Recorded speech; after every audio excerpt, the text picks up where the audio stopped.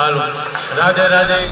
આજે સુરતના આંગણે કાટલોતરા પરિવારના આંગણે જ્યારે સુંદર મજાનો ભાગવત સપ્તાહ જ્ઞાન યજ્ઞ ચાલે છે અને એ જ્ઞાન યજ્ઞની અંદર જ્યારે ભગવાનનો જન્મ થયો ત્યારે નંદ બાબાએ ઘણો